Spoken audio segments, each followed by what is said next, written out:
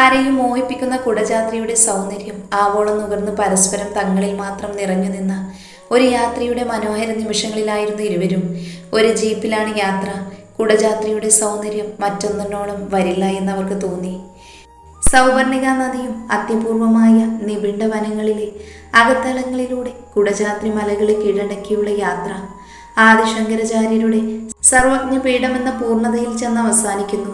മലമുകളിലേക്ക് കയറുന്ന പാതകളുടെ തുടക്കത്തിലാണ് കുടജാത്രിയിലെ ഭദ്രകാളി ക്ഷേത്രം നിലനിൽക്കുന്നത്. സമുദ്രനിരപ്പിൽ നിന്ന് 1342 മീറ്റർ ഉയരത്തിലാണ് കുടജാത്രി മല. ആരെയും മോഹിപ്പിക്കുന്ന സൗന്ദര്യമുണ്ട് കുടജാത്രിക്ക്. ശബ്ദകോലാഹലങ്ങളൊന്നുമില്ല. താഴ്വാരത്തെ മഴക്കാടുകൾ മഞ്ഞുമൂടിയിരിക്കുന്നുണ്ട് ആ സമയം.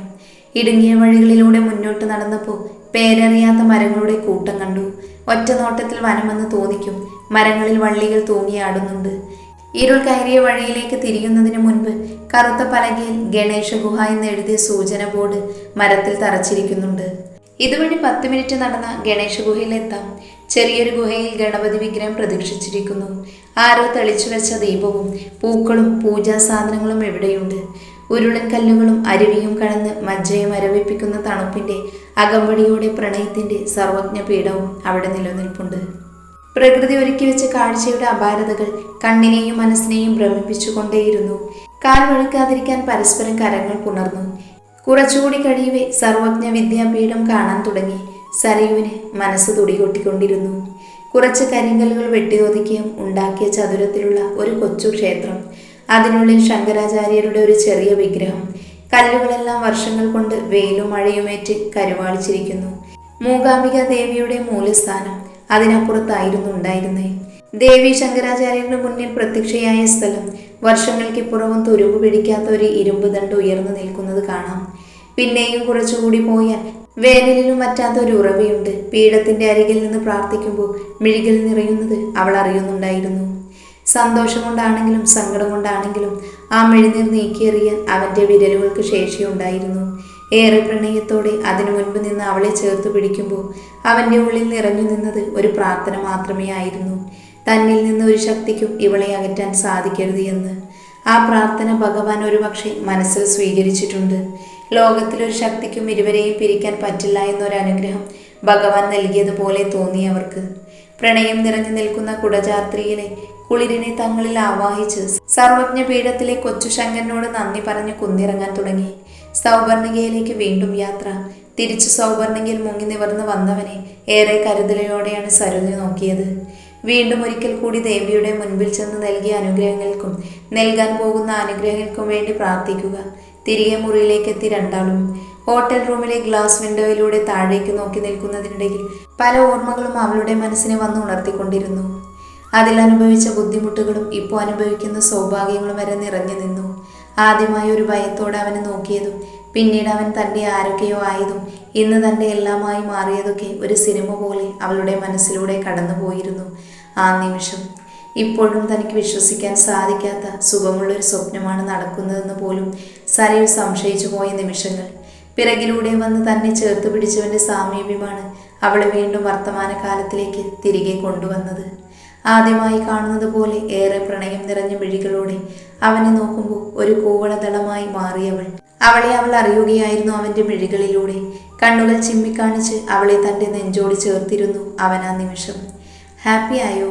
ഒരു പ്രണയത്തോടെ അവളുടെ കാതിൽ അവൻ മൊഴിഞ്ഞ നിമിഷം. സന്തോഷത്തോടെ അവൾ അവനെ പുണർന്നു. അതിൽ അവനുള്ള മറുപടി ഉണ്ടായിരുന്നു. ഇനി എന്താ ആഗ്രഹം? ഈ ലോകത്തിൻ്റെ കോണിൽ എവിടെയെങ്കിലും നമുക്ക് മാത്രമായിട്ട് പോയാലോ? അവൻ പതിയെ അവളോട് ചോദിച്ചു. ഒരുപാട് സന്തോഷത്തോടെ കുറച്ചു ദിവസം കവളിൽ തലോടിക്കൊണ്ട് ചോദിച്ചവൻ. കണ്ണേറ്റനൊപ്പം ഉള്ളപ്പോൾ എവിടെയും എനിക്ക് സന്തോഷം മാത്രമേ ഉള്ളൂ. പക്ഷെ നമുക്ക് തിരികെ പോകണം. എനിക്കിപ്പോൾ എല്ലാവരെയും കാണാൻ തോന്നുന്നുണ്ട്. അമ്മയും അച്ഛനും പിന്നെ നമ്മുടെ അമ്മയും, അങ്ങനെ എല്ലാവരെയും എനിക്ക് കാണണമെന്ന് തോന്നുന്നുണ്ട് കണ്ണേട്ട. എൻ്റെ സന്തോഷം ഈ ലോകത്തോട് മുഴുവൻ എനിക്ക് വിളിച്ചു പറയാൻ തോന്നുന്നു. ഇപ്പോൾ കണ്ണേട്ടൻ എൻ്റെ സ്വന്തമല്ലേ, എൻ്റെ മാത്രമല്ലേ? അവന് പരിചിതമല്ലാത്ത പുതുഭാവത്തോടെ ചോദിക്കുന്നവളെ അവൻ കൗതുകത്തോടെ നോക്കി. എന്നും കണ്ണേട്ടൻ നിന്റെ മാത്രമാണ്. നിന്നിലും വലുതായി മറ്റാർക്കും മറ്റൊന്നിനും എന്നിൽ അധികാരമില്ല, അവൻ പ്രണയത്തോടെ പറഞ്ഞു. സത്യമാണോ? ഒരു ചോദ്യം ചെയ്തു അവൾ. സത്യമല്ലേ? മറു ചോദ്യം ചോദിച്ചവൻ. ചെറുചിരിയോടെ അവൻ്റെ ഷർട്ടിലെ ബട്ടൺസിൽ കറക്കി ചിരിച്ചവളെ അവൻ അവളെ തന്നെ നോക്കി. ഇനി എന്നെ ഒറ്റയ്ക്കാക്കിയിട്ട് ഒരുപാട് ദിവസം പോവരുതേ, പിണക്കത്തോടെ അവൾ പറഞ്ഞു. ഒരുപക്ഷെ ഇനി എനിക്ക് കണ്ണേട്ടിന് പിരിഞ്ഞിരിക്കാൻ പറ്റുമെന്ന് തോന്നുന്നില്ല. എനിക്കും. ആർദ്രമായിരുന്നു അവൻ്റെ സ്വരം. കുറച്ചു കാലത്തേക്ക് ഷൂട്ടിങ്ങും തിരക്കുകളൊക്കെ മാറ്റിവെച്ചിരിക്കുകയാണ്. ഈ പടത്തിൻ്റെ റിലീസിന് മുന്നേ ആയിട്ടുള്ള കുറച്ച് പ്രൊമോഷൻസ് കൂടിയുണ്ട്. അതുകൂടി കഴിഞ്ഞാൽ ഫുൾ ഫ്രീ. ഇനി കുറച്ച് നാൾ നമ്മുടെ മാത്രമായ ലോകത്തേക്ക് ഒതുങ്ങിക്കൂടണം. കുറേ യാത്ര പോകണം നമ്മൾ മാത്രമായി.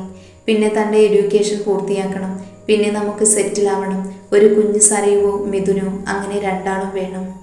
അവനൊരു പുഞ്ചിരിയോടെ അവളുടെ മുഖത്തേക്ക് നോക്കി പറഞ്ഞു. ഒരാൾ പോരാട്ടോ സരയു, 2 പേര് വേണം. ഞാൻ ഒരാളെ ഉണ്ടായിരുന്നുള്ളൂ. അച്ഛനും അമ്മയും തമ്മിൽ ഒരുപാട് സ്നേഹമായിരുന്നു. അവരുടെ ലോകത്തായിരുന്നു അവര്. അവിടെ ഞാൻ 2ാം സ്ഥാനക്കാരനാണ്. അങ്ങനെ ഒരു ബുദ്ധിമുട്ട് എൻ്റെ മക്കൾക്ക് പാടില്ല. അച്ഛനില്ലാതായപ്പോൾ അമ്മയ്ക്ക് വല്ലാതെയായിപ്പോയി. ഇപ്പോൾ എനിക്ക് മനസ്സിലാക്കാൻ സാധിക്കും എത്രത്തോളം തീവ്രമായിരുന്നു ആ സ്നേഹമെന്ന്. അമ്മയും അച്ഛനെയും ഒന്ന് കുറ്റം പറയാൻ പറ്റില്ല. അത്രത്തോളം അമ്മ അച്ഛനെയും അച്ഛൻ അമ്മയെയും സ്നേഹിച്ചിരുന്നു. താൻ എൻ്റെ ജീവിതത്തിലേക്ക് വന്നതിനു ശേഷം ആ സ്നേഹത്തിൻ്റെ അർത്ഥം എനിക്ക് മനസ്സിലാവുന്നുണ്ട്.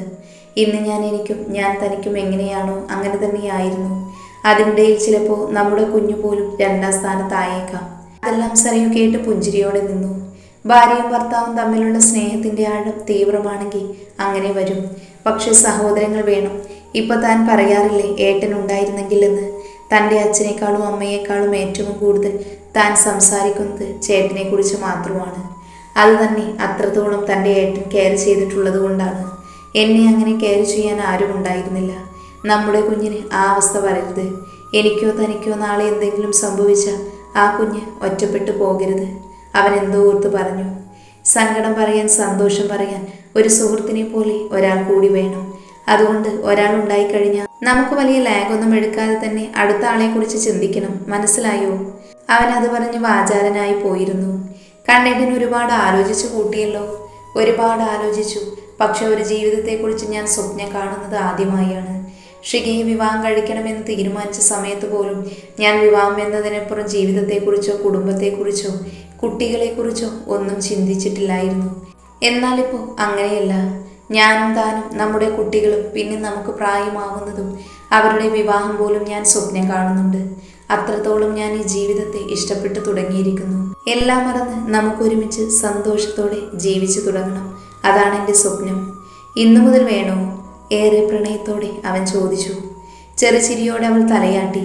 ഒരു നിമിഷം അവൻ അത്ഭുതത്തോടെ അവളെ നോക്കി. സീരിയസ് ആയിട്ട് പറഞ്ഞതാണോ? വീണ്ടും അവൻ അവളുടെ മുഖത്തേക്ക് നോക്കിക്കൊണ്ട് പ്രണയത്തോടെ ചോദിച്ചു. പിന്നല്ലാതെ, ഈ കാര്യത്തിൽ ഞാൻ തമാശ പറയൂ? എനിക്കെത്രയും പെട്ടെന്ന് എൻ്റെ കണ്ണേട്ടൻ്റെ മാത്രമാവണം, എല്ലാ അർത്ഥത്തിലും. ഇമചിമ്മാതെ അവൻ അവളെ തന്നെ നോക്കിയിരുന്നു. പിന്നെ ആ കുഞ്ഞുമുഖം തൻ്റെ കൈക്കുമ്പിളിൽ അവനെടുത്തു. ചുണ്ടുകളിൽ നേർത്തൊരു ചുംബനം നൽകി. വളരെ മൃദുലമായി, എന്നാൽ പ്രണയത്തിൻ്റെ തീവ്രത മുഴുവൻ പകർന്നു നൽകുന്ന ഒരു ചുംബനം. പ്രണയം മാത്രം നിറഞ്ഞു നിൽക്കുന്ന ഒരു ചുംബനം. പുറത്തു നിലാവിൽ നിശാഗന്ധി പൂത്തു തുടങ്ങിയിരുന്നു. അത് നാണത്താൽ ചുംബിക്കുന്നുണ്ട്. അവൻ്റെ കൈവിരലുകൾ അവളുടെ അനാവൃതമായ പുറംകഴുത്തിൽ വീണുമീട്ടി. ആദ്യമായാണ് പ്രണയവും രതിയും ഇടകലർന്ന സരയുവിൻ്റെ ഭാവം അവൻ കാണുന്നത്. അത് അവനിലെ പുരുഷനെ കൂടുതൽ കൂടുതൽ ആവേശഭരിതനാക്കിയിരുന്നു എന്നവൻ മനസ്സിലായി. 2 പേർക്കും പുളകങ്ങൾ സമ്മാനിക്കാൻ ആ മോഹരാവ് തയ്യാറായി. അവളുടെ അഴകിലെ അഗ്നിയെ സ്വീകരിക്കാൻ അവൻ തയ്യാറായി. പുതുമണ്ണിനെ പുണരുന്ന പുതുമഴയെ സംഘോത്സവം പോലെ അവൻ അവളിൽ പെയ്യാൻ വെമ്പി. അവനു വേണ്ടി അവൾ ഒരു റോസാപ്പൂവിതളായി മാറിക്കഴിഞ്ഞിരുന്നു. തന്നിലെ തേൻ നുകരാൻ അവനാകുന്ന ചിത്രശലഭത്തെ ക്ഷണിക്കുകയായിരുന്നു അവൾ. നുകരും തോറും മതിയാവാത്ത തേനായിരുന്നു അവള്. ആ രാവ് അവസാനിക്കാതിരുന്നെങ്കിൽ എന്ന് അവർ ആഗ്രഹിച്ചു പോയിരുന്നു. മിഴികളിൽ നിറഞ്ഞു നിന്ന പ്രണയത്തെ ഉടലിലേക്ക് പകർത്തിയെഴുതാൻ തയ്യാറായവർ. അവൻ്റെ ചുംബന വർഷത്തിൽ തന്നു തളർന്നവൾ ഉടയാടുകൾ തന്നിൽ നിന്ന് അകന്ന നിമിഷം മിഴികൾ വലിച്ചടച്ചു. അത്രമേൽ ഇഷ്ടത്തോടെ ഇരുവരും പരസ്പരം സ്വന്തമാകാൻ ആഗ്രഹിച്ചു. നാണവും നഗ്നതയും കവർന്നവൻ അവളിലെ മൃദുവികാരങ്ങൾ പോലും സ്വന്തമാക്കി. ആദ്യ രോമഹർഷത്തിൻ്റെ നിമിഷത്തിൻ്റെ അനുഭൂതിയിൽ സ്വയം മറന്നവൾ. സുഖമുള്ള നോവായി അവൻ അവളിൽ പടർന്നു തുടങ്ങിയ നിമിഷം ആ നിശയിൽ താരാഗണങ്ങൾ പോലും കണ്ണു ചിമ്മാതെ ആ പ്രണയ സംഗമത്തിന് സാക്ഷി വഹിച്ചിരുന്നു. ഒരു ചെറു നോവോടെ അവൻ അവൻ്റെ പെണ്ണിനെ പൂർണ്ണയാക്കി കഴിഞ്ഞിരുന്നു. പുലർക്കാല കിളികളുടെ കളകളാരവം കേട്ടുകൊണ്ടാണ് സരയു കണ്ണു തുറന്നത്. കണ്ണുകൾ തുറന്നതും ഒരു നിമിഷമെടുത്തു അവൾ താൻ എവിടെയാണെന്ന് മനസ്സിലാക്കിയെടുക്കാൻ. ബെഡ്ലാമിൻ്റെ വെളിച്ചത്തിൽ ആരുടെയോ നെഞ്ചിൽ തലചായ്ച്ചാണ് താൻ കിടക്കുന്നതെന്ന് അവൾക്ക് മനസ്സിലായി.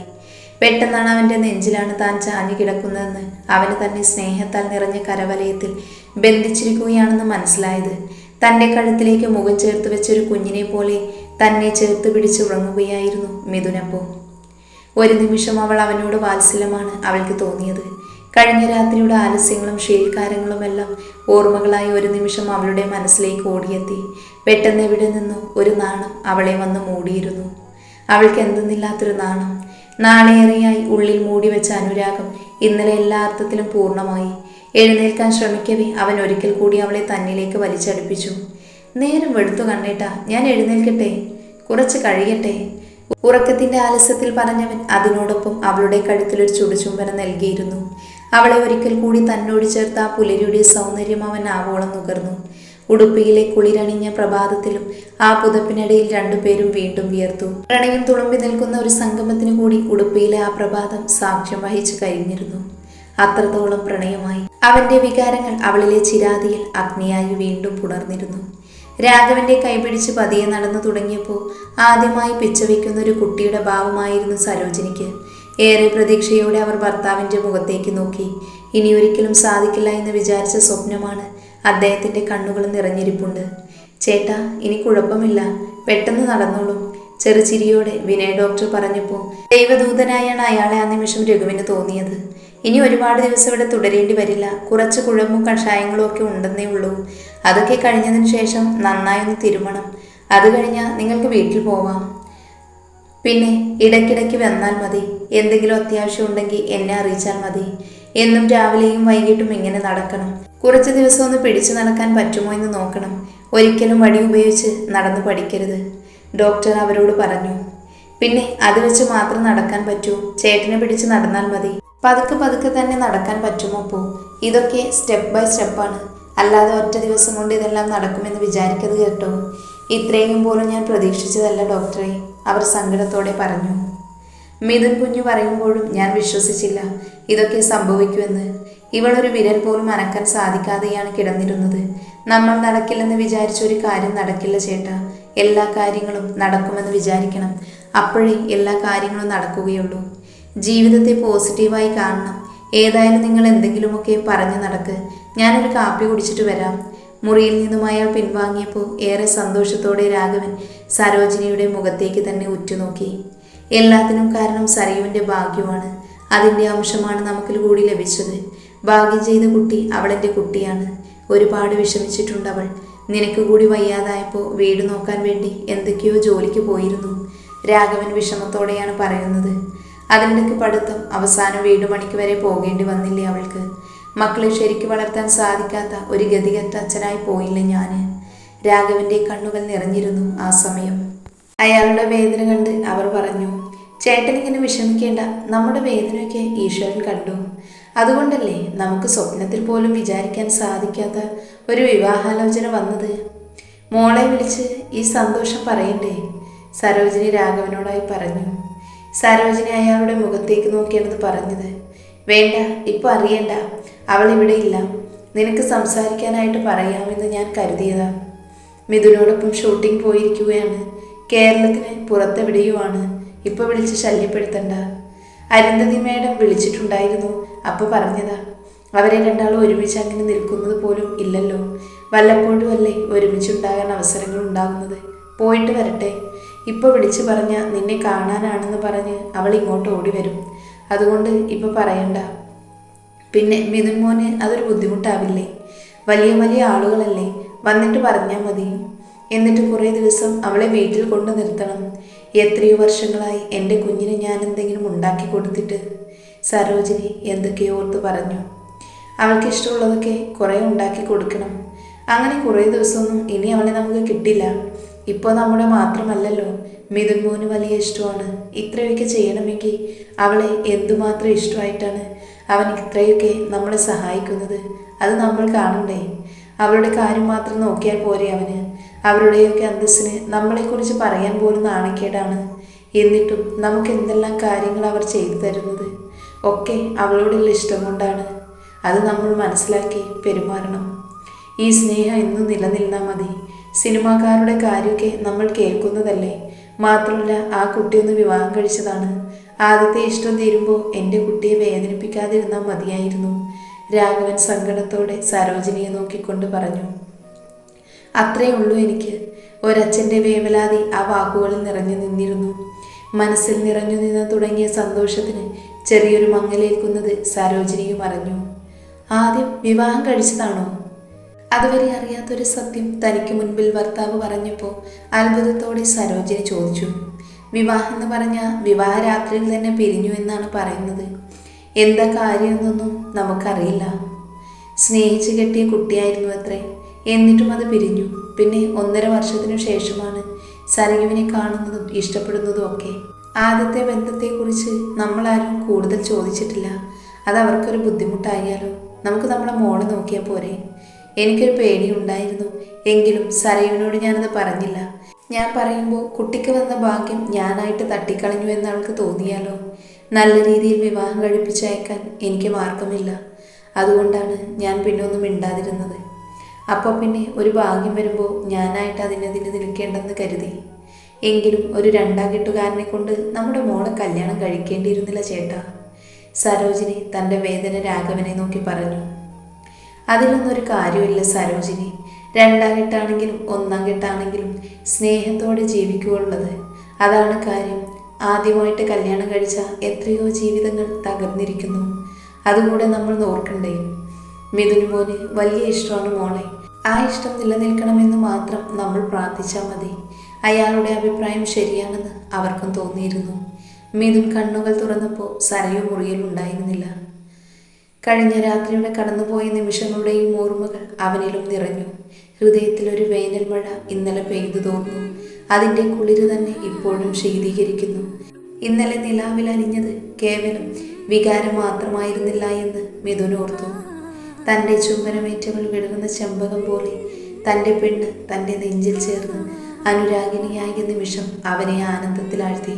തൻ്റെ കാമനകൾ തഴുകി ഉണർത്തിയവളിലെ പ്രണയം തൻ്റെ പ്രാണനിൽ അണിഞ്ഞു ചേർന്നു കഴിഞ്ഞു. അവളില്ലാതൊരു കിനാവും തൻ്റെ കണ്ണുകളിൽ ഇനി വരില്ല. അത്രമേൽ ഹൃദയത്തിൽ വേരുറച്ചവൾ, അത്രമേൽ പ്രിയപ്പെട്ട എല്ലാമാണവൾ. കുറച്ച് സമയങ്ങൾക്ക് ശേഷം അകത്തു നിന്നും കുളി കഴിഞ്ഞിറങ്ങി വരുന്നവളെ കണ്ട് ചെറുചിരിയോടെയാണ് അവൻ നോക്കിയത്. താൻ എപ്പോഴാണ് എഴുന്നേറ്റത് പോയത്? ഞാൻ അറിഞ്ഞില്ലല്ലോ. ഞാൻ മനഃപൂർവ്വം കണ്ണേട്ടനെ ഉണർത്താതെ എഴുന്നേറ്റതാണ്. അത് കൊള്ളാം. ഞാൻ എൻ്റെ ഭാര്യയെ ഒന്ന് സ്നേഹിച്ചു തുടങ്ങിയിട്ടേ ഉള്ളൂ. അപ്പോഴത്തേക്കും നീ ഇങ്ങനെ ഒളിച്ചുകളി നടത്തിയാലോ? അപ്പോൾ എൻ്റെ സ്നേഹം കൂടിക്കൂടി വരുമ്പോൾ നീ എവിടെ പോയി ഒളിക്കും? അവളെ പിടിച്ച് നെഞ്ചോട് ചേർത്ത് പിടിച്ചാണ് അവനത് പറഞ്ഞത്. ഈ ജീവിതകാലം മുഴുവൻ നമുക്ക് മുൻപിലില്ലേ കണ്ണേട്ടാ? അവൻ്റെ നെഞ്ചിലൊരു ചിത്രം കോറിയിട്ട് അവൾ അവനോടായി ചോദിച്ചു.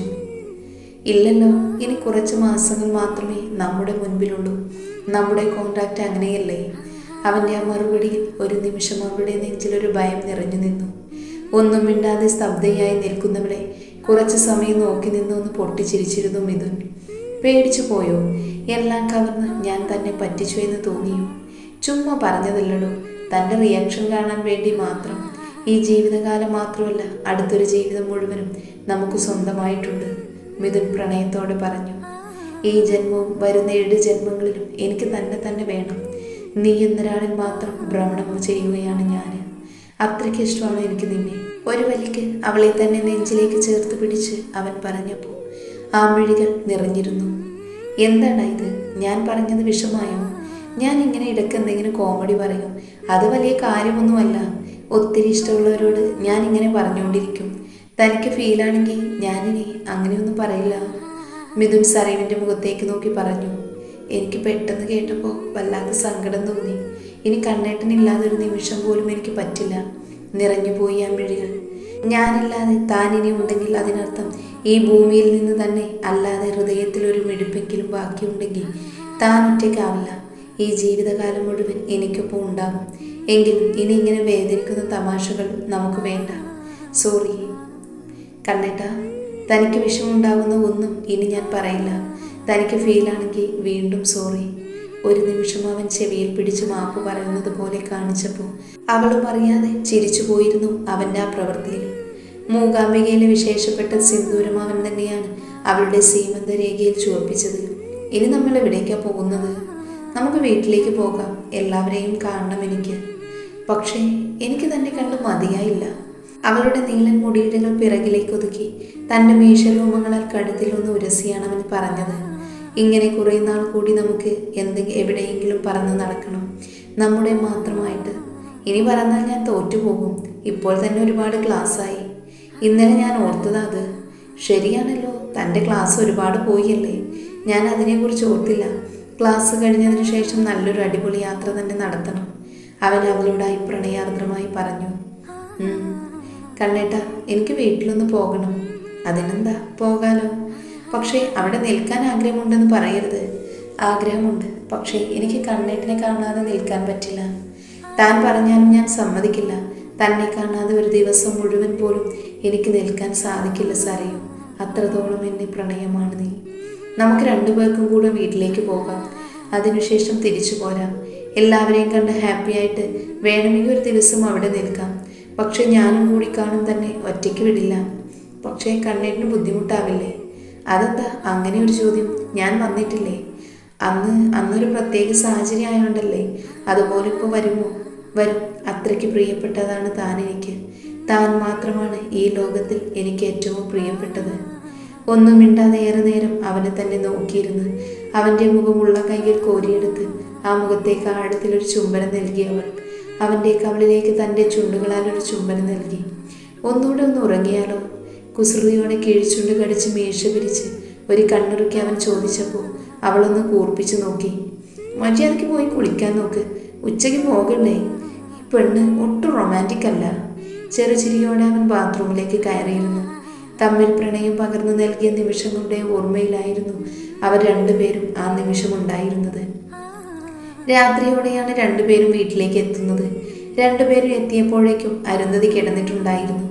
രണ്ടുപേരുടെയും മുഖത്തെ സന്തോഷോത്സാഹം ലക്ഷ്മിയിൽ ഒരു സമാധാനം നിറച്ചിരുന്നു. അരുന്ധതിയുടെ മുറിയിലേക്ക് ചെന്ന് അരുന്ധതിയെ കണ്ട് സംസാരിച്ചതിന് ശേഷമാണ് രണ്ടുപേരും മുറിയിലേക്ക് പോയത്. നിങ്ങൾ ഭക്ഷണം കഴിച്ചിരുന്നോ അതോ? ലക്ഷ്മി ചോദിച്ചു. ഞങ്ങൾ പുറത്തുനിന്ന് കഴിച്ചിട്ടാ ലക്ഷ്മിയമ്മ വന്ന്. കിടന്നോളൂ, നേരെ ഒരുപാടായില്ലേ, മിഥുനാണ് മറുപടി പറഞ്ഞത്. രണ്ടുപേരെയും നോക്കി ഹൃദയം നിറഞ്ഞൊരു പുഞ്ചിരി സമ്മാനിച്ച് ലക്ഷ്മിയും അകത്തേക്ക് പോയി. അവർ മുകളിലേക്കും. സമാധാനം നിറഞ്ഞ രാത്രിയായിരുന്നു അത്.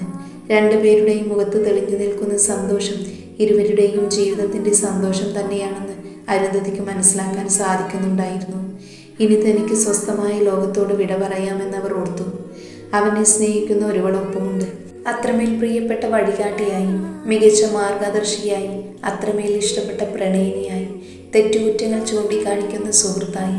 അങ്ങനെ അവൻ ഒരാളെ കെട്ടിക്കഴിഞ്ഞു. ആ സമാധാനം അരുന്ധതിയുടെ കണ്ണുകളിലും നിറഞ്ഞു നിന്നിരുന്നു. മുറിയിലേക്ക് ചെന്നതും സരയെ കുളിക്കാനുള്ള തയ്യാറെടുപ്പുകൾ നടത്തി. എൻ്റെ കൊച്ചെ, ഇനി നട്ടപ്പാതിരിക്ക് കുളിക്കാൻ നിൽക്കാതെ ഇങ്ങോട്ട് വന്ന് കിടന്നേ. ചേട്ടൻ നന്നായിട്ട് ഉറക്കം വരുന്നു.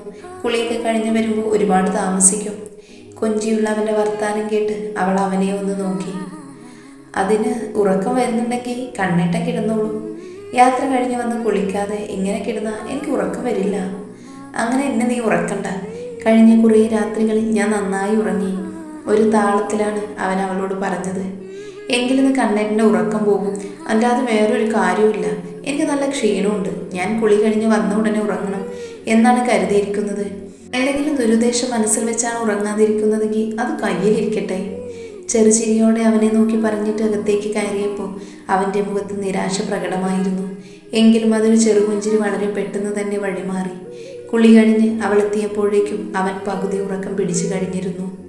ഒരു കൊച്ചു കുഞ്ഞിനെ പോലെ കിടന്നുറങ്ങുന്നവനെ കണ്ടപ്പോൾ അവൾക്ക് വാത്സല്യമാണ് തോന്നിയത്. അരികിലേക്ക് ചെന്ന് മുടിയിഴകളിൽ ഒന്ന് തഴുകി പുതപ്പരുത്ത് പുതപ്പിച്ചു. അവളുടെ സാന്നിധ്യം അറിഞ്ഞതുപോലെ അവൻ അവളുടെ ഒരു കയ്യാൽ തൻ്റെ നെഞ്ചോട് ചേർത്ത് പിടിച്ചു. കണ്ണുകൾ തുറക്കാതെ തന്നെ അവളെ തൻ്റെ കരവലയങ്ങളുടെ സംരക്ഷണത്തിൽ ആഴ്ത്തി. ഒരു പുതപ്പിനിടയിൽ രണ്ടുപേരും പരസ്പരം പുണർന്നു, നിദ്രയെ പുണർന്നു. കരുതലിൻ്റെ സ്നേഹസ്പർശം മാത്രമായി ആ രാവ് കടന്നുപോയിരുന്നു. കാലത്തെ ഉറക്കം എഴുന്നേറ്റ ഉടനെ തന്നെ അവൾ പൂജാമുറിയിൽ പോയി പ്രാർത്ഥന കഴിഞ്ഞ് അടുക്കളയിലേക്കാണ് ചെന്നത്. ലക്ഷ്മിയോട് പതിവ് കുശലങ്ങളും യാത്രയുടെ വിശേഷങ്ങളൊക്കെ പങ്കുവച്ചതിനു ശേഷം നേരെ മുറിയിലേക്ക് ചെന്നു. മിഥുൻ എപ്പോഴും ഉണർന്നിട്ടില്ല. ഫോണെടുത്ത് വീട്ടിലേക്ക് വിളിച്ചു. 2 വട്ടം കഴിഞ്ഞപ്പോഴാണ് ഫോൺ എടുക്കപ്പെട്ടത്. താൻ ഉപയോഗിച്ച ഫോൺ ഉപയോഗിക്കുന്നത് കുഞ്ഞിയാണ്. ഫോണെടുത്ത് അച്ഛനും അമ്മയും ആശുപത്രിയിലാണെന്ന് അവൾ പറഞ്ഞപ്പോൾ കുറച്ച് കഴിഞ്ഞ് വിളിക്കാമെന്ന് പറഞ്ഞ് കട്ടാക്കി. അച്ഛൻ്റെ നമ്പറിലേക്ക് വിളിച്ചു. കുറച്ചു സമയം സംസാരിച്ചതിന് ശേഷം അച്ഛൻ സന്തോഷ വാർത്തയെക്കുറിച്ച് പറഞ്ഞത് അമ്മ നടന്നു എന്ന് കേട്ടത് ഓർമ്മയുള്ളൂ. ബാക്കി സന്തോഷം കൊണ്ട് കണ്ണുകൾ നിറയുകയായിരുന്നു. അത്രത്തോളം സന്തോഷം. അച്ഛൻ അതിനെക്കുറിച്ച് വാത്തോരാതെ എന്തൊക്കെയോ സംസാരിക്കുന്നുണ്ട്. ഒന്നും അവൾ കേട്ടില്ല. ആ സന്തോഷ വാർത്ത മാത്രം കാതിൽ മുഴങ്ങി. ആ നിമിഷം തന്നെ മിഥുനെ ചേർത്ത് പിടിക്കണമെന്ന് അവൾക്ക് തോന്നി. അല്ലെങ്കിലും തൻ്റെ സന്തോഷങ്ങളുടെ എല്ലാ തുടക്കവും ഒടുക്കവും അവിടെ തന്നെയാണല്ലോ. വലിയ സന്തോഷത്തോടെ അവൾ മുറിയിലേക്ക് വന്നു. അകത്തു നിന്ന് വെള്ളം വീഴുന്നത് ഒച്ച കേട്ടപ്പോൾ തന്നെ അവൻ കുളിക്കുകയാണെന്ന് അവൾക്ക് മനസ്സിലായിരുന്നു. അവൻ ഇറങ്ങി വരുന്നത് വരെ കാത്തു നിൽക്കാനുള്ള ക്ഷമ അവൾക്കുണ്ടായിരുന്നില്ല. അവൾ പെട്ടെന്ന് തന്നെ ഡോറിലേക്ക് കൊട്ടി. കണ്ണേട്ടാ, എന്താടോ? ഞാൻ കുളി കഴിഞ്ഞില്ല. ഒരു സന്തോഷവാർത്ത പറയാനാണ്. ഒന്ന് വേഗം വാ. ഞാൻ ഇപ്പോൾ ഇറങ്ങും. അതുവരെ വെയിറ്റ് ചെയ്യാൻ പറ്റില്ല. കതക് തുറക്കൂ. ഇപ്പോഴോ? അവൻ അകത്തു നിന്നും വിളിച്ച് അവളോടായി ചോദിച്ചു. അവളുടെ സംസാരം അവനിൽ അത്ഭുതം നിറച്ചു. എനിക്കിപ്പോൾ തന്നെ ആ സന്തോഷ വാർത്ത ഏട്ടനോട് പറയണം. കൊച്ചെ, ഇപ്പോൾ വന്നാൽ ബോറാവുമോ? അവൻ കുസൃതിയോടെ വിളിച്ചു പറഞ്ഞു. ഒന്ന് ടവലെടുത്ത് തുറന്നേ. ഈ പെണ്ണിനെ കൊണ്ട് മര്യാദയ്ക്ക് കുളിക്കാനും അവൾ സമ്മതിക്കില്ല. മിഥുൻ അതും പറഞ്ഞ് വാതിൽ തുറക്കാനായി നിന്നു. ഒരു ടവലെടുത്ത് വാതിലിന് മുൻപിൽ അവൻ പ്രത്യക്ഷപ്പെട്ടപ്പോൾ ഒരു നിമിഷം അവൾ നാണം തോന്നിയിരുന്നു. ഒരാവേശത്തിന് പറഞ്ഞതാണ്. അവൻ ഇങ്ങനെ വരുമെന്ന് പ്രതീക്ഷിച്ചിരുന്നില്ല. എന്താ? തലയിലൂടെ ഉതിർന്നു വീഴുന്ന വെള്ളത്തോടെയാണ് അവനത് അവളോടായി ചോദിച്ചത്. വീട്ടിൽ വിളിച്ചിരുന്നു. അപ്പോൾ അച്ഛനൊരു ഗുഡ് ന്യൂസ് പറഞ്ഞു. എനിക്ക് സന്തോഷ വാർത്ത അപ്പോൾ തന്നെ കണ്ണേട്ടനും അറിയിക്കണമെന്ന് തോന്നി. അതുകൊണ്ടാണ്. എന്ത് സന്തോഷ വാർത്ത? അമ്മ നടന്നു 2-3 അടിയൊക്കെ വെക്കുന്നുണ്ട് എന്നാണ് എന്നോട് പറഞ്ഞത്. പിന്നെ അച്ഛൻ പിടിച്ച കുറേ സമയം നടക്കും. ആണോ? Thank God. അവൻ്റെ മുഖവും തെളിഞ്ഞു. കഴിഞ്ഞ ദിവസമായിരുന്നു നമ്മളെ ബുദ്ധിമുട്ടിക്കേണ്ട എന്ന് കരുതി രാത്രി വിളിച്ചു പറയാതിരുന്നത്. എനിക്ക് സന്തോഷം കൊണ്ടിരിക്കാൻ വയ്യ കണ്ണേട്ടാ. ഇതൊന്നും സംഭവിക്കുമെന്ന് പ്രതീക്ഷിച്ചതല്ല. എനിക്ക് കേട്ടപ്പോൾ ഭയങ്കര സന്തോഷം തോന്നി. അപ്പോൾ തന്നെ എനിക്ക് കണ്ണേട്ടിനെ കാണണമെന്ന് തോന്നി. എനിക്ക് എന്ത് സന്തോഷം വന്നാലും കണ്ണേട്ടിനെ കെട്ടിപ്പിടിച്ചാലേ ആ സന്തോഷം പൂർണ്ണമാകും. അത്രത്തോളം നിങ്ങൾ എന്നിൽ സ്വാധീനം ചെലുത്തിയിട്ടുണ്ട്. കൊഞ്ചലോടെ അവൾ പറഞ്ഞപ്പോൾ അവൻ അവളെ നോക്കി. ഈ കണ്ടീഷനിൽ കെട്ടിപ്പിടിക്കണോ? നനഞ്ഞ സ്വന്തം ശരീരത്തിലേക്ക് നോക്കി അവളോട് അവൻ ചോദിച്ചു. ഏത് കണ്ടീഷനാണെങ്കിലും എനിക്കിപ്പോൾ തന്നെ കെട്ടിപ്പിടിക്കണം. ഇല്ലെങ്കിൽ എനിക്ക് സമാധാനം ഉണ്ടാവില്ല.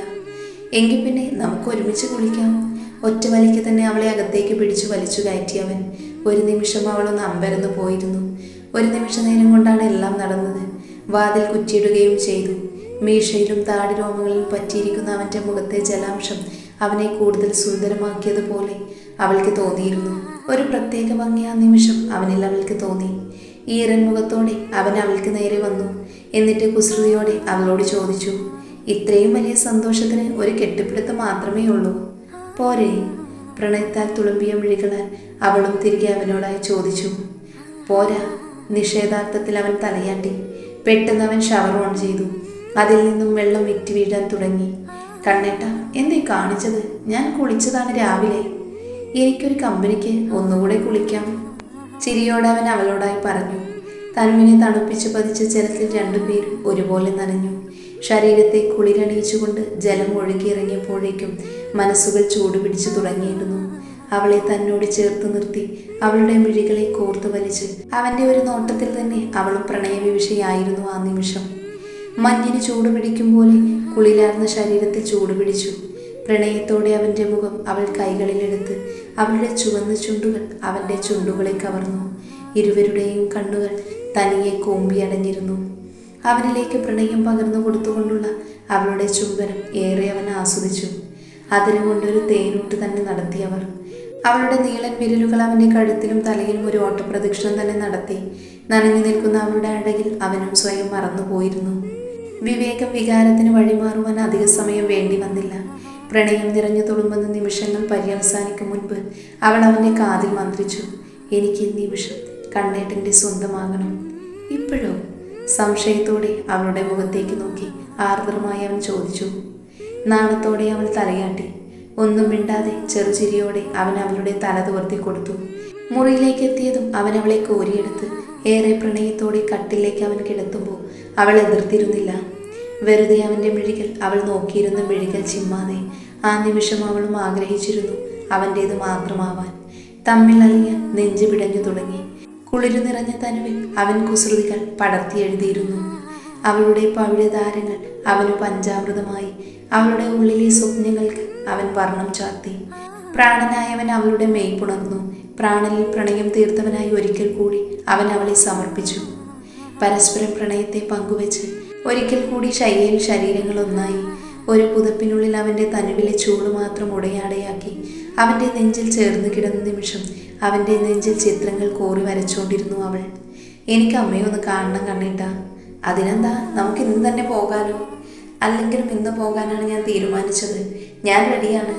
അപ്പോൾ കണ്ണേട്ടന് എവിടെയും പ്രമോഷൻ പോകണമെന്നല്ലേ പറഞ്ഞത്? അതിലും ഇതാണ് അത്യാവശ്യം. അത് കഴിഞ്ഞേ ബാക്കിയുള്ള കാര്യം, അവൻ പറഞ്ഞു. നിമിഷ നേരം കൊണ്ടാണ് രണ്ടുപേരും റെഡിയായി എത്തിയത്. ഉച്ചയോടെ വീട്ടിലേക്ക് എത്തുമെന്നാണ് മിഥുൻ അറിയിച്ചിരുന്നത്.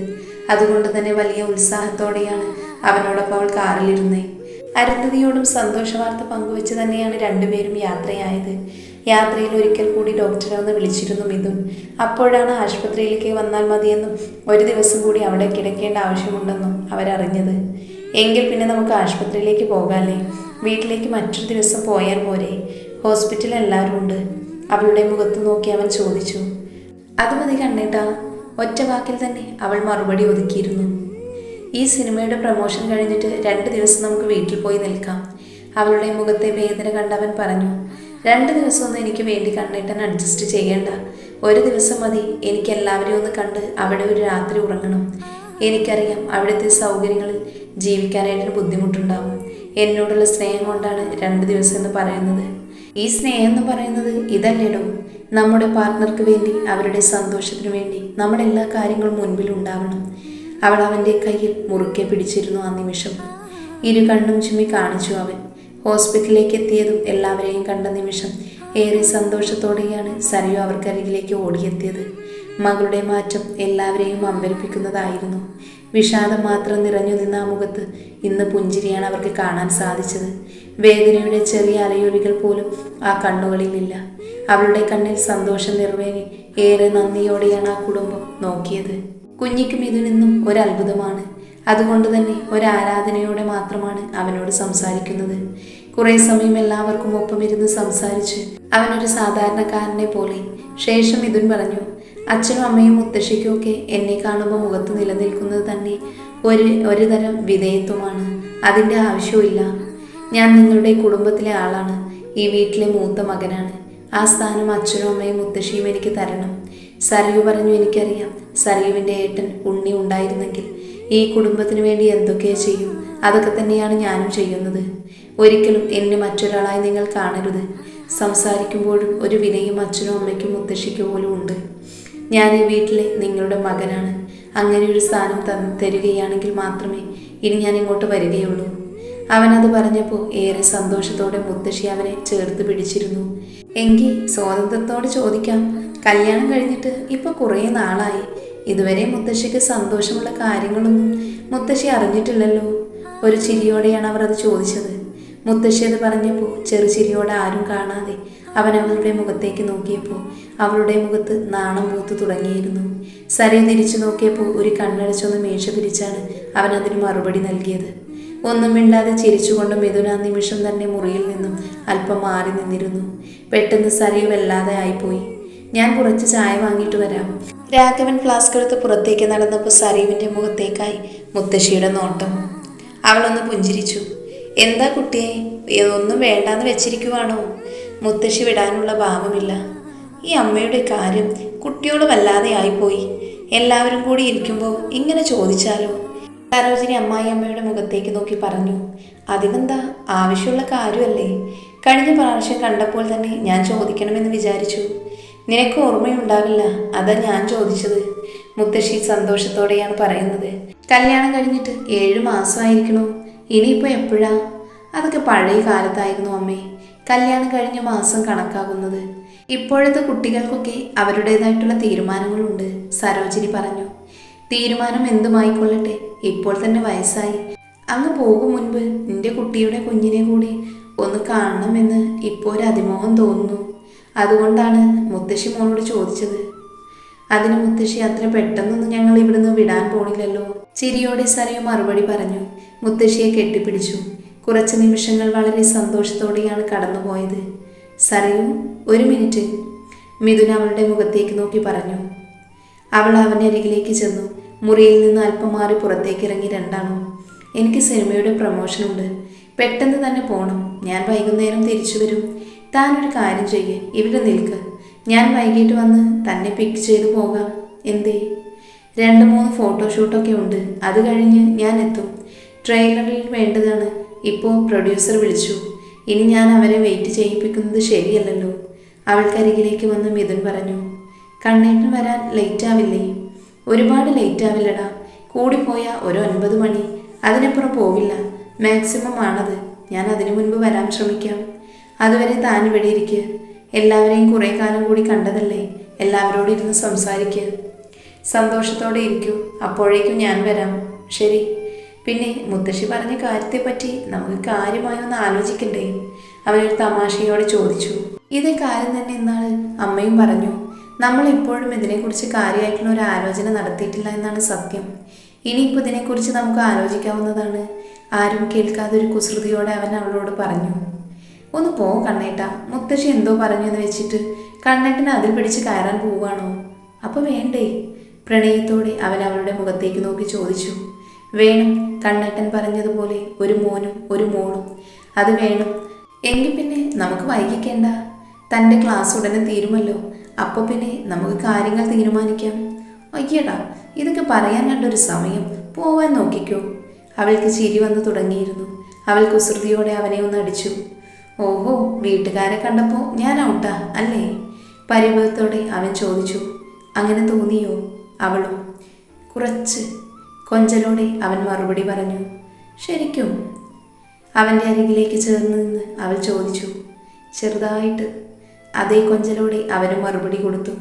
എങ്കിലേ വീട്ടിൽ ചെന്നിട്ട് സംശയം മാറ്റിത്തരാം. കുസൃതിയോടെ അവൾ മറുപടി പറഞ്ഞു. എങ്ങനെ? അവളുടെ ഷോളിൽ വിരൽ കൊരുത്ത് വലിച്ചുകൊണ്ട് മിഥുൻ ചോദിച്ചു. എനിക്ക് ദേഷ്യം വരുന്നു കേട്ടോ കണ്ണേട്ടാ. ആരെങ്കിലും കണ്ടാലുണ്ടല്ലോ, റൊമാൻസ് കാണിക്കാൻ പറ്റിയ സ്ഥലം. ആശുപത്രിയിൽ വന്നാണ് ഇതൊക്കെ ചർച്ച ചെയ്യുന്നത്. ക്ഷമിക്കണം മേഡം, ഞാനെങ്കിൽ പിന്നെ പോയിട്ട് വരാം. പിന്നെ എന്ത് ഫോട്ടോഷൂട്ടാണ്? സംശയത്തോടെ അവളുടെ ചോദ്യമെത്തി. സാധാരണ സിനിമയ്ക്ക് വേണ്ടിയുള്ള ഫോട്ടോഷൂട്ട്. പറഞ്ഞു കഴിഞ്ഞാണ് അവൻ അവളുടെ ചോദ്യത്തിൻ്റെ അർത്ഥത്തെക്കുറിച്ച് ചിന്തിച്ചത്. നായികയെ ഇങ്ങനെ കെട്ടിപ്പിടിച്ച് നിൽക്കുന്നൊരു ഫോട്ടോഷൂട്ട് മാത്രമല്ല, കുറച്ച് ഇൻറ്റിമേറ്റ് രംഗങ്ങൾ ട്രെയിലറിലുണ്ട്. അവനൊരു കളിയോടെ പറഞ്ഞു. കൂർപ്പിച്ച് അവളുടെ മുഖത്തേക്ക് നോക്കി അവൻ പൊട്ടിച്ചിരിച്ചു.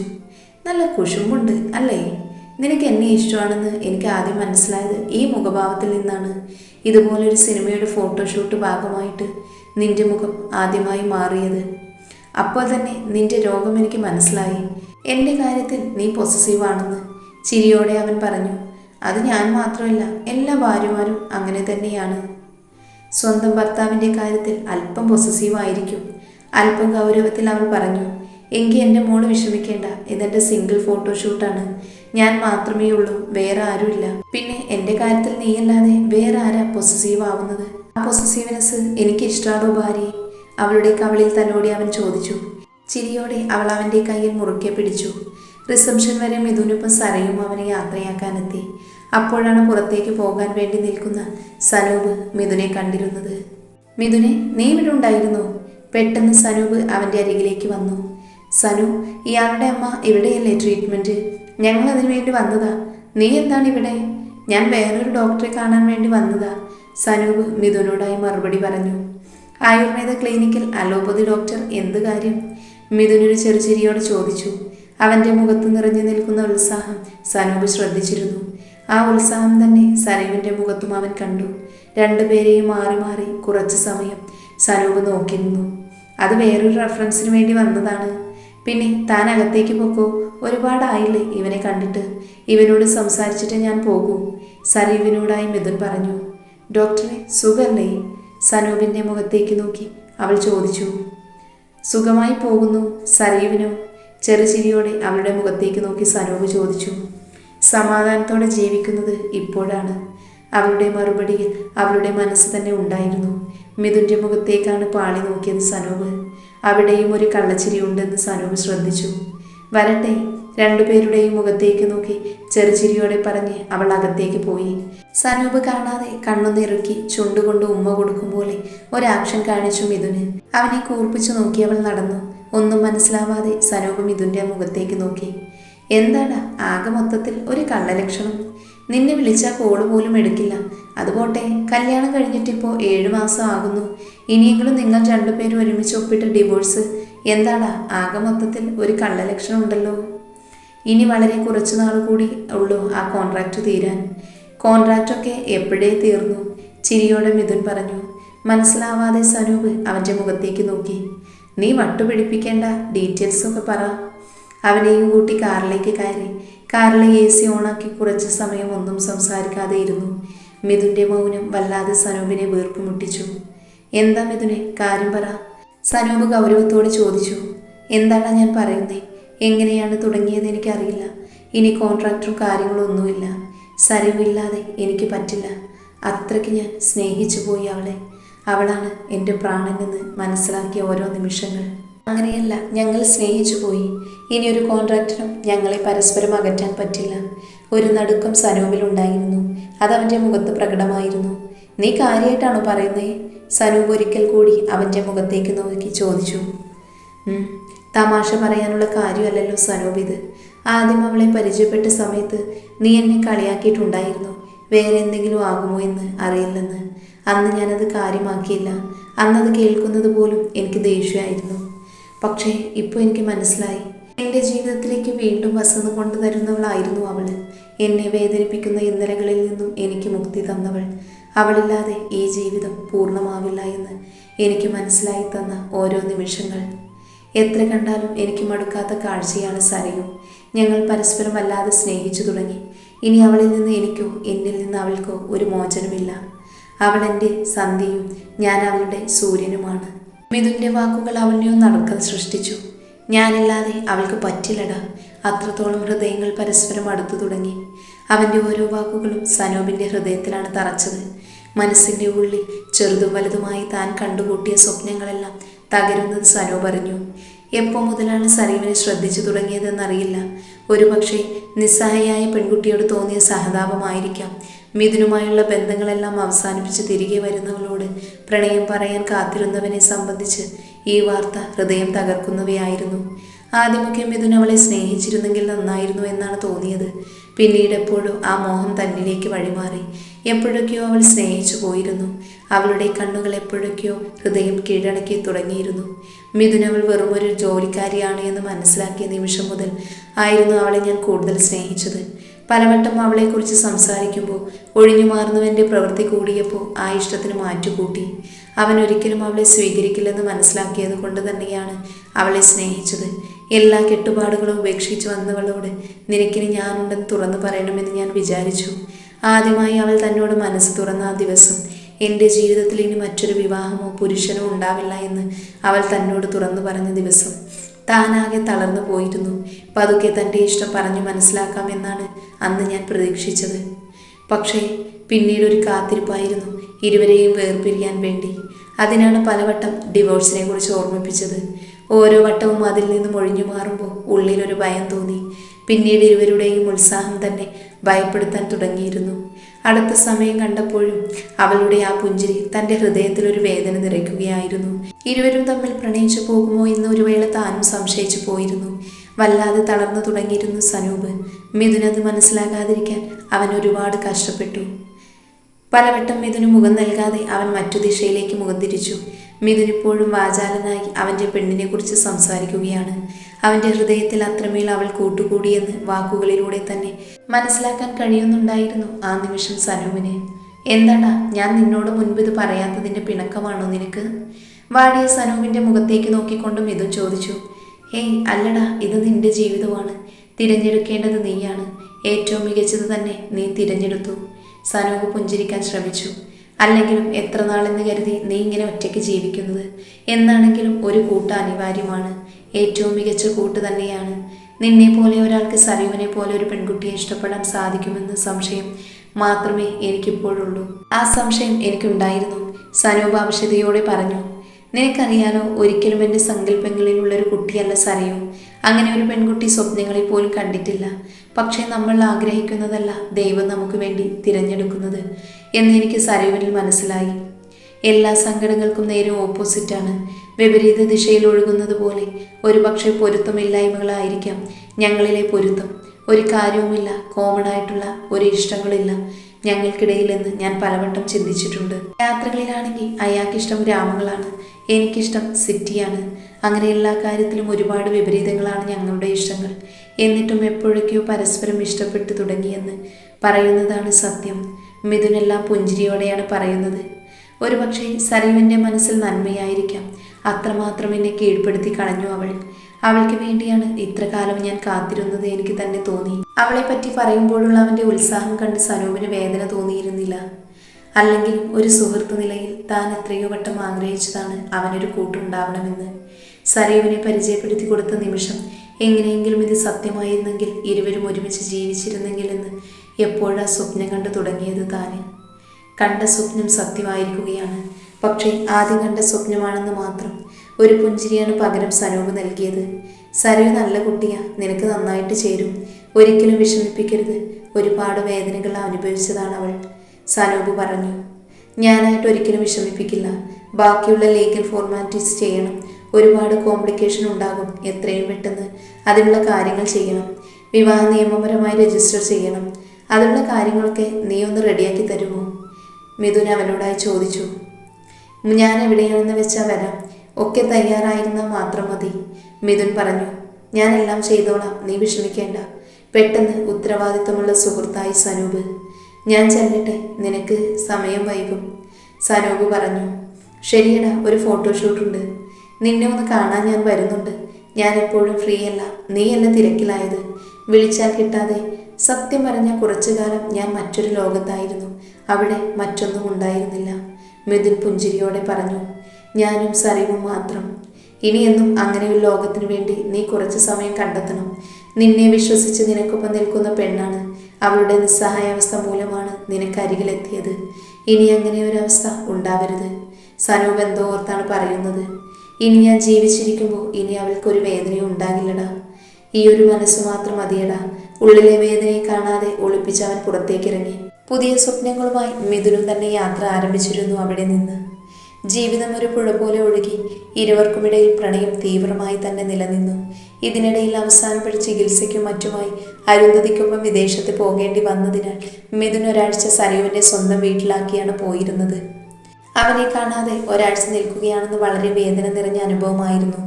എങ്കിലും പരീക്ഷാകാലമായതുകൊണ്ട് തന്നെ അവർക്കൊപ്പം പോകാൻ അവൾക്ക് കഴിയുമായിരുന്നില്ല. അരുന്ധതിക്കും ചികിത്സയിൽ നല്ല മാറ്റമുണ്ടെന്നും മരുന്നുകൾ നന്നായി തന്നെ ഫലത്തിൽ വരുന്നുണ്ടെന്നും ഡോക്ടർ പറഞ്ഞു. മിഥുന് പുതിയ പ്രതീക്ഷകൾ നൽകി. അരുന്ധതിയുമായി വന്നതിനു ശേഷം സരയുവിനെ കാണാനായിരുന്നു അവൻ്റെ ഹൃദയം നിലവിളിച്ചത്. അങ്ങനെ അരുന്ധതിയെ വീട്ടിലിറക്കിയതിനു ശേഷം വീട്ടിലേക്ക് കയറുക പോലും ചെയ്യാതെ നേരെ മിഥുൻ യാത്ര തിരിച്ചത് സരയുവിൻ്റെ വീട്ടിലേക്കാണ്. ഇതുവരെ അറിയാത്തൊരു കാത്തിരിപ്പിൻ്റെ സുഖം രണ്ടുപേരും അറിയുകയായിരുന്നു. ഒരാഴ്ച കാലം അകലെയായിരുന്നുവെങ്കിലും മനസ്സുകൾ അരികിലുണ്ടായിരുന്നു. ഒരു വീഡിയോ കോളിനപ്പുറം അവൾക്ക് പറയാനുള്ളത് കേൾക്കാൻ അവനുണ്ടായിരുന്നു. അതുപോലെ തിരിച്ചു. പരീക്ഷയും മറ്റുമായി തിരക്കിലായിരുന്നു സരയു. വിശേഷങ്ങളെല്ലാം തന്നെ അവനെ അറിയിക്കാൻ മറന്നിരുന്നില്ല. അമ്മ കൂടി എഴുന്നേറ്റ് നടന്നതോടെ ഇരട്ടി സന്തോഷമായിരുന്നു ആ വീട്ടിൽ. അടുത്തുള്ളവരെല്ലാവരും സരയുവിന് ഒരു ആരാധനയോടെയാണ് നോക്കിയിരുന്നത്. മംഗലത്ത് നിന്നും എല്ലാവരും കാണാനെത്തിയിരുന്നു. അവൾ തിരിച്ച് അവിടേക്ക് പോയിരുന്നു. ഒരുപാട് വിശേഷങ്ങൾ ഉണ്ടായിരുന്നു പറയാനും കേൾക്കാനും. ഉച്ചയോടെ മിഥുൻ്റെ ഓടി ഗേറ്റിനരികിൽ വന്നു നിന്നപ്പോൾ അയൽവക്കത്തുള്ളവരാണ് ആദ്യം ഇറങ്ങി വന്നത്. ആരാധനയോടെ അവനെ എല്ലാവരും നോക്കുമ്പോഴും അവൻ്റെ കണ്ണുകൾ പാറിയത് അകത്ത് പ്രിയപ്പെട്ടവളിലേക്കായിരുന്നു. അവരെ കണ്ടതും പടിയിലേക്ക് ഇറങ്ങി അവൾക്ക് കാലുകളെ നിയന്ത്രിക്കാൻ സാധിക്കുന്നുണ്ടായിരുന്നില്ല. അവൻ്റെ അരികിലെത്തിയപ്പോഴേക്കും കിതച്ചു പോയിരുന്നു അവൾ. ചെറുചിരിയോടെ അവളെ നോക്കിയൊന്ന് കണ്ണിറുക്കി കാണിച്ച് എല്ലാവരെയും നോക്കി ചിരിച്ച് അവൻ അകത്തേക്ക് കയറി. എങ്ങനെയുണ്ടായിരുന്നു കണ്ണേട്ട യാത്ര? അമ്മയ്ക്ക് എങ്ങനെയുണ്ട്? നമുക്കിന്ന് വൈകുന്നേരം തന്നെ പോയാലോ? ഞാൻ ബാഗെല്ലാം പാക്ക് ചെയ്ത് വെച്ചിരിക്കുകയാണ്. ഒറ്റ ശ്വാസത്തിൽ അനവധി ചോദ്യങ്ങളും ഉത്തരങ്ങളും. അവൾ എത്ര ഉത്സാഹവതിയാണെന്ന് അവന് മനസ്സിലായി. ഏറെ സന്തോഷത്തോടെ മകളുടെ ആനന്ദത്തോടെ നോക്കി കാണുകയായിരുന്നു രാഘവൻ.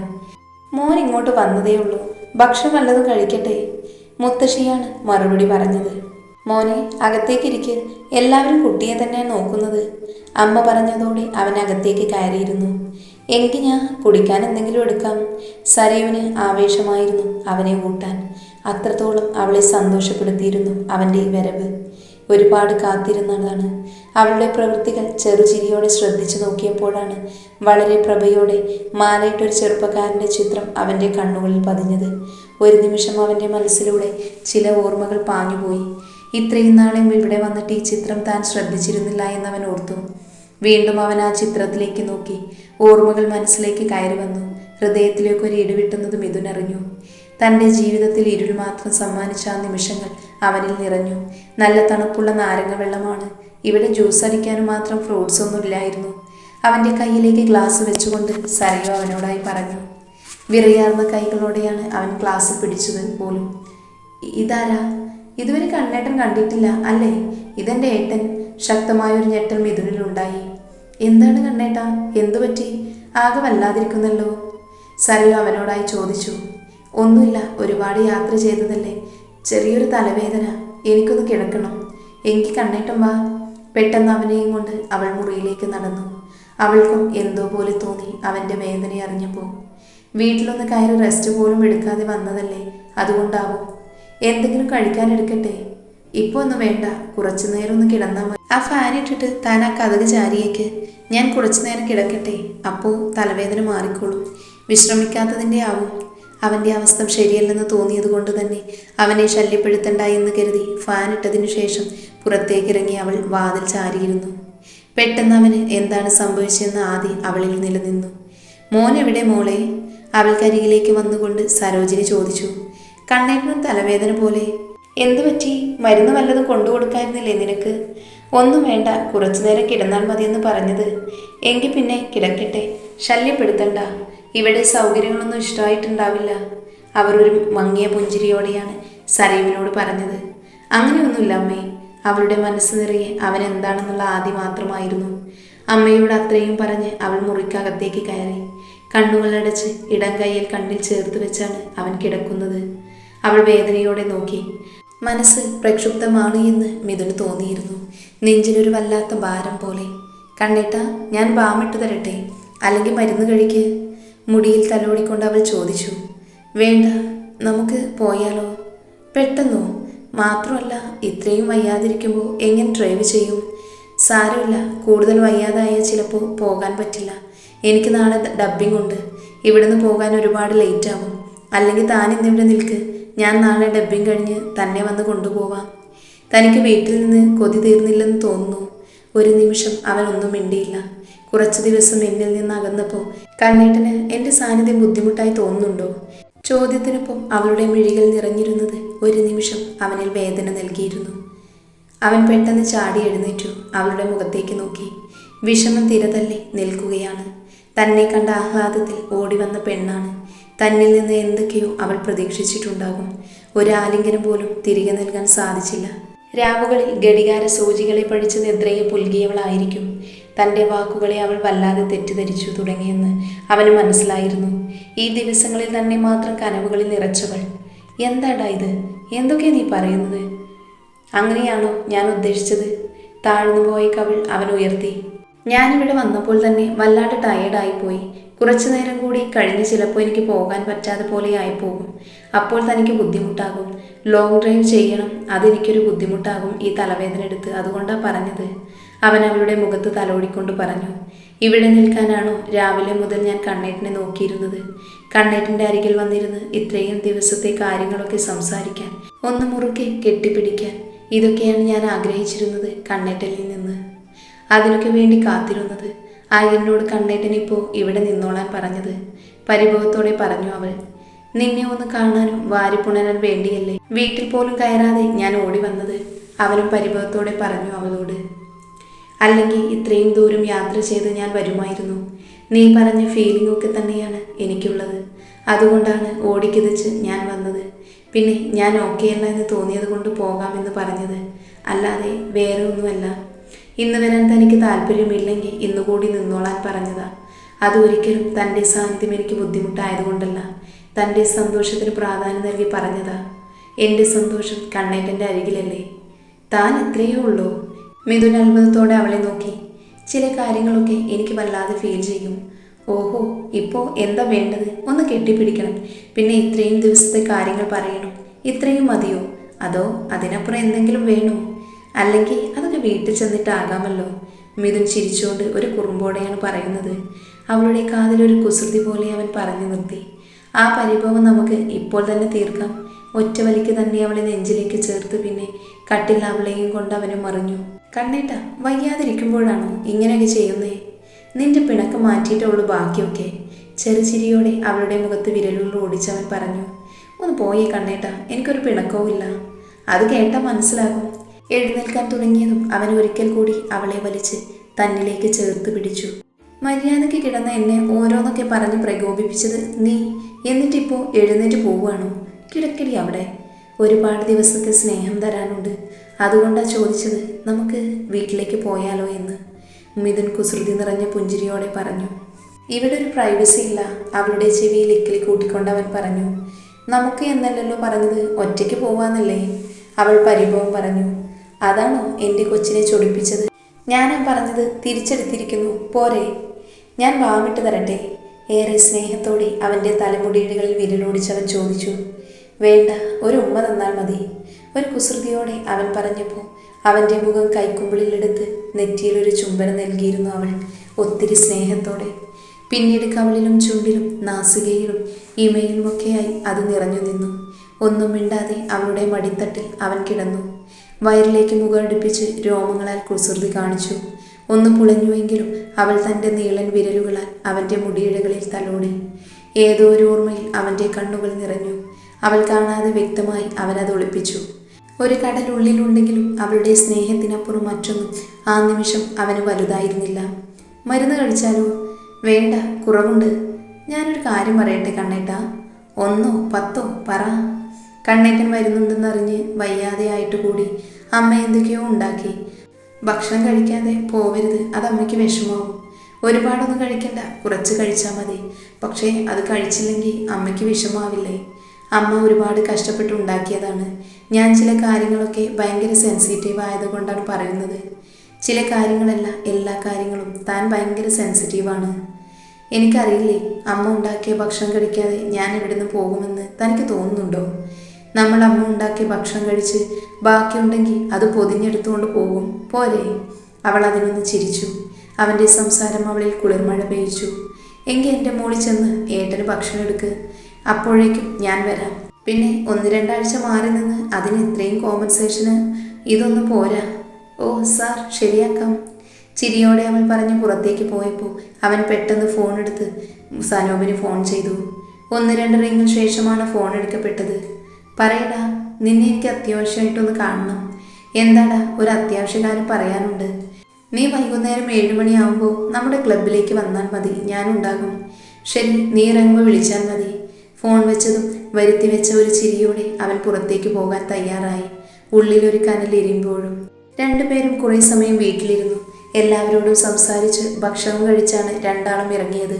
ഉള്ളിൽ വലിയ വേദനകൾ നിലനിൽക്കുന്നുണ്ടെങ്കിലും അത് മുഖത്ത് പ്രകടിപ്പിക്കാതെ നല്ല രീതിയിൽ തന്നെ പെരുമാറിയിരുന്നു മിഥുന്. അല്ലെങ്കിലും താൻ ജീവിതത്തിൽ ഒരു നല്ല നടനാണെന്ന് എത്രയോ തവണ തെളിയിച്ചിരിക്കുന്നു. അഭ്രപാളിയിൽ നിറഞ്ഞു നിൽക്കുന്ന നടനം തന്നെയാണ് ഇപ്പോൾ ജീവിതത്തിലും നടത്തിക്കൊണ്ടിരിക്കുന്നത് എന്നും അവന് തോന്നിയിരുന്നു. ജീവിതത്തിൽ അഭിനയിക്കുന്നത് ഒട്ടും ഇഷ്ടമില്ലാത്ത ഒരു വ്യക്തിയാണ് ഞാൻ.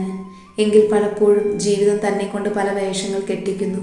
തിരികെയുള്ള യാത്രയിൽ കുറേ ദിവസം മാറി നിന്ന വിശേഷങ്ങളായിരുന്നു അവൾക്ക് പങ്കുവയ്ക്കാനുള്ളത്.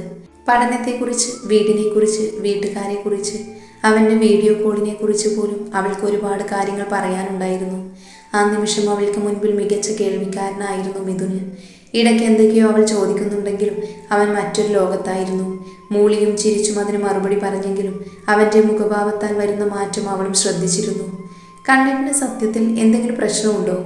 ഞാൻ വന്നപ്പോൾ മുതൽ ശ്രദ്ധിക്കുന്നു, എന്തോ മാനസിക പ്രയാസങ്ങൾ. അവളുടെ ചോദ്യത്തിൽ ഹൃദയം നുറങ്ങിയത് അവൻ അറിഞ്ഞു. എങ്ങനെയാണ് പെണ്ണെ എൻ്റെ വേദനയ്ക്ക് കാരണം നീ തന്നെയാണ് എന്ന് തുറന്നു പറയുന്നത്? അതവൻ മനസ്സിലോർത്തു. വേദനിപ്പിക്കുന്ന സത്യങ്ങളാണ് പറയാനുള്ളത്. ഒരുപക്ഷെ അത് കേട്ടാൽ ഒരിക്കലും നീ എന്നോട് ക്ഷമിക്കില്ല. ഉള്ളിൽ അവനൊരു 100 തവണ അവളോട് മാപ്പ് ചോദിച്ചിരുന്നു.